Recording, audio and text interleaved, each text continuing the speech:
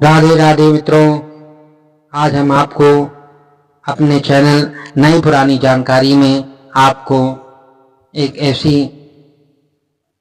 कहानी, एक ऐसा प्रसंग जो शिव जी और माता पार्वती के बीच में प्रसंग छिड़ता है, उसकी कहानी हम आपको बता रहे हैं। जिसमें एक समय की बात, शिव जी महाराज पार्वती के साथ हरिद्वार में घूम रहे थे। चारों तरफ सभी भक्तों की भीड़ थी। लोग हरिद्वार में गंगा स्नान कर रहे थे और अपने अपने नगर को जा रहे थे।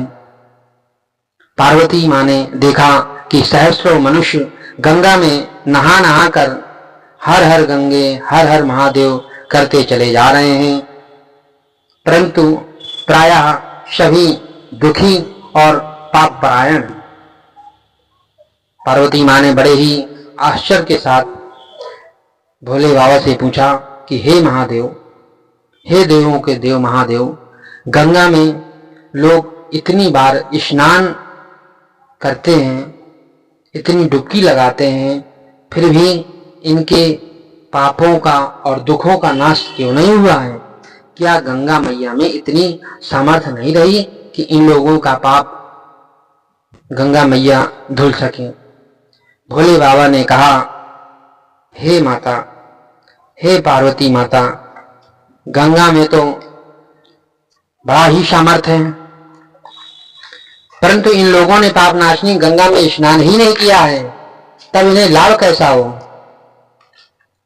पार्वती माँ ने बड़े ही आश्चर्यचकित से ढंग से पूछा, कहा कि स्नान कैसे नहीं किया?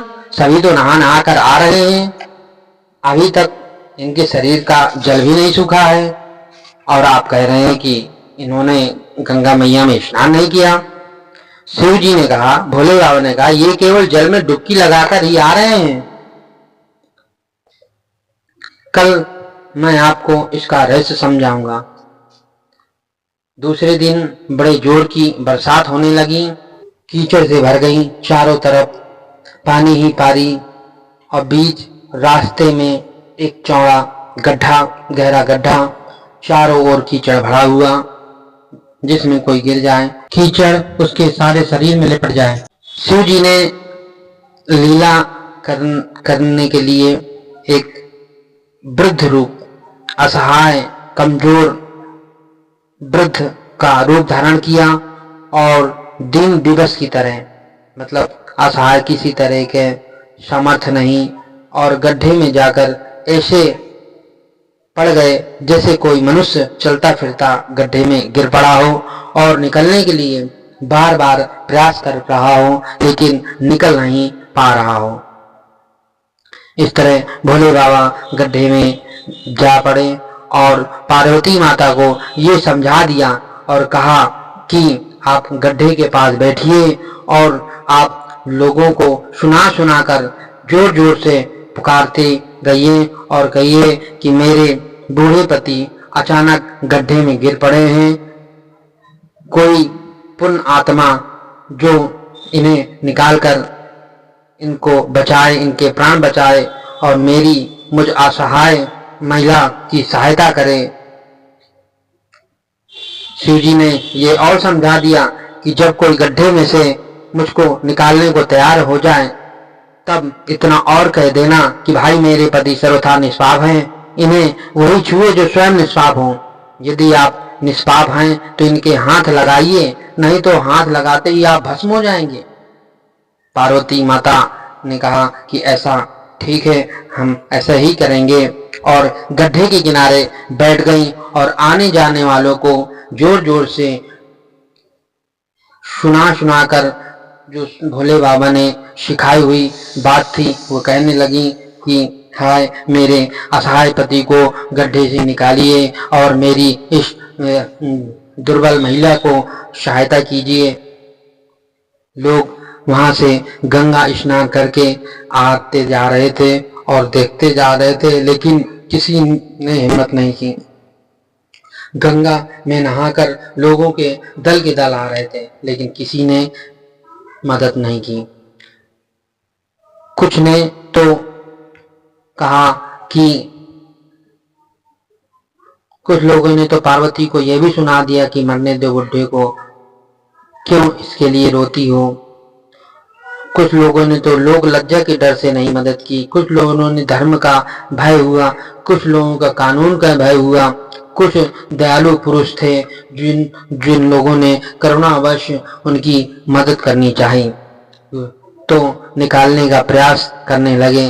तो पार्वती माता ने उनको तुरंत रोक दिया और कहा कि आपने यदि गंगा स्नान किया है तो यदि आप निष्पाप हैं तभी हाथ लगाइए, नहीं तो आप भस्म हो जाएंगे।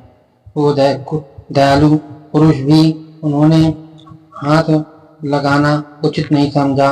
सोचा कि हमने गंगा स्नान तो किया है तो क्या हुआ, पापी तो हैं ही, कहीं हम कहीं भस्म ना हो जाएं। इस भय से उन पुरुषों ने हाथ लगाना उचित नहीं समझा और आगे बढ़ चले। किसी का साहस नहीं हुआ, सैकड़ों आए, सैकड़ों ने पूछा और चले गए। संध्या होने वाली है, संध्या हो चली।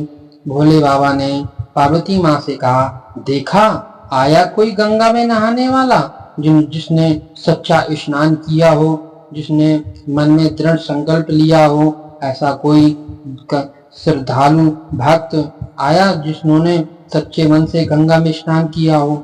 थोड़ी देर बाद एक जवान, एक नवयुवक हाथ में लोटा लिए हुए हर हर गंगे हर हर महादेव करता हुआ निकला।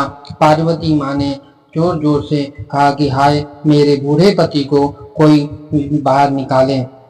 जोर जोर से रोते हुए विलाप करते हुए आवाज लगाई। युवक का हृदय करुणा से भर आया। उसने शिव जी को, जो वृद्ध रूप धारण किए हुए थे, निकालने के लिए तत्पर हुआ, तैयारी की। पार्वती माँ ने रोककर पुनः वही बात कही जो इन्होंने सभी लोगों से कहा कि यदि आप निष्पाप हो तभी आप हाथ लगाइए, नहीं तो आप मेरे पति को छूते ही भस्म हो जाएंगे। उसने उसी समय बिना कोई सोचे हुए, बिना कोई संकोच के, दृढ़ संकल्प के साथ पार्वती माँ से कहा कि हे माता, मेरे निष्पाप होने में आपको संदेह क्यों होता है? आप देख रही हैं मैं गंगा स्नान करके अभी आ रहा हूँ, और भला गंगा में कोई गोता लगाने वाला, सच्चे मन से स्नान करने वाला कभी पाप रहते हैं क्या? मेरे पाप भी अभी होंगे। गंगा माँ ने मेरे पाप सभी धुल दिए और मैं निष्पाप हो गया। आपके पति को मैं अभी निकालता हूँ। युवक ने तुरंत तत्पर होकर बूढ़े को, जो भोले बाबा वो वृद्ध का रूप धारण किए हुए थे, ऊपर उठा लिया और उन्हें बाहर निकाला। शिव पार्वती ने इसका गंगा स्नान का सही अधिकारी समझकर अपना असली रूप प्रकट कर उससे नवयुवक को दर्शन किया और उसको कृतार्थ किया, उसका जीवन धन्य किया।